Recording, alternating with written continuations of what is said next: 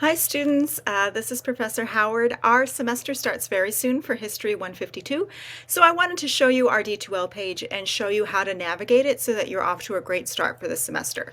So this is the student view page. It should look familiar to you. Here is my introduction.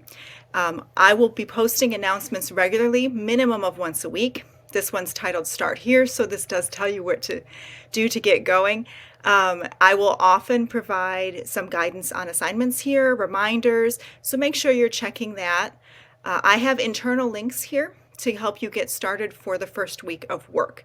But following the first week, you'll need to navigate through the class. You don't need to go up here to discussions, assignments, quizzes every week. You'll actually be missing information if you do. It's very important that you find our content pages. I basically have sort of a web page for each week's work, and it gives you everything you will need.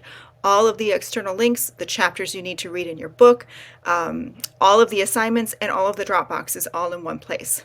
So you'll click on content. The first section here, course information, syllabus, and office hours. It does give you the syllabus. There is a link here for my Zoom and the office hours. Then after that, you'll go to week 1 orientation and click on that.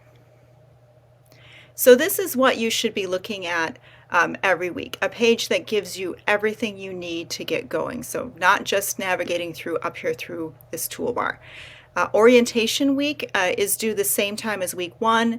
It just provides an overview of how I'm approaching the class, tells you what you'll be looking for, what kinds of assignments you'll have, link to the syllabus, some key information on primary sources and primary source analysis. This is very important. You will not be able to complete the week 1 work if you don't know how to analyze primary sources. And then every week we'll also have the action items telling you what is due each week. And have the internal links for you to access it. So once you've done orientation week, you could do the orientation week checklist, which is very short. This is optional. It's not graded, just to help you stay on track because I know how difficult that is in a distance learning class. But say you want to look at week 1, which will also be due the end of week 1 at the same time as the orientation week. Here is our week 1 content page. Again, we have this sort of introductory section, our objectives. Here are all of the learning resources that you will need, the chapter you have to read in the book, some different articles I'm giving you. This is a documentary to watch. You'll have to just sign in with your Elgin credentials for that. Here is the primary source that you will read. And then down here are, again, your action items. Discussion question with the internal link, your quiz with the internal link. Here are the questions that you will use to analyze that primary source not free yet, and the Dropbox for it. So we're going to take a look at another week. Go to week 2.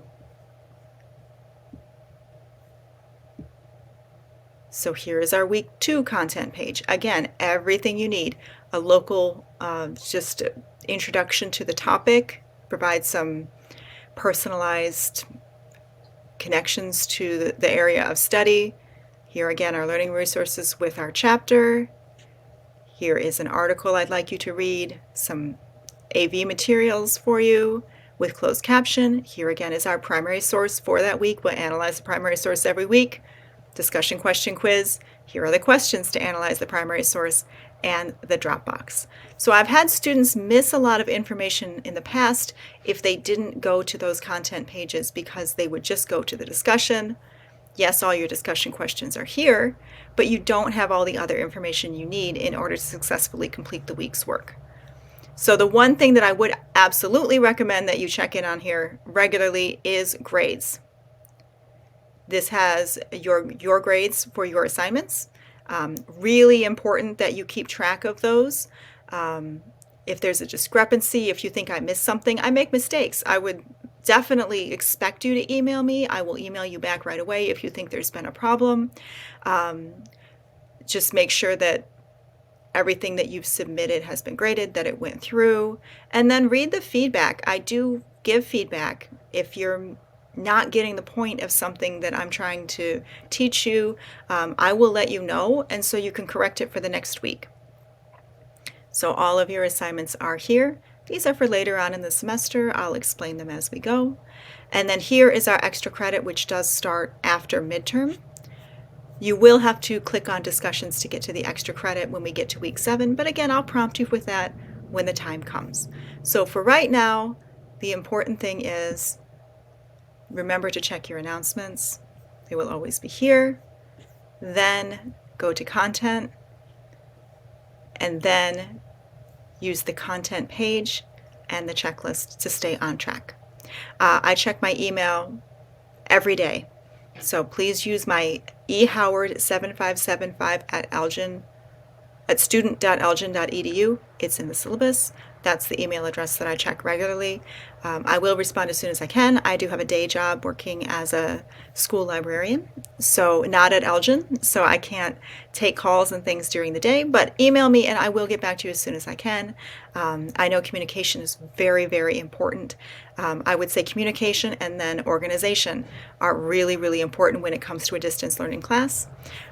So those are two things that I have tried to stress in the organization of our content pages, and I hope you find them helpful and self-explanatory.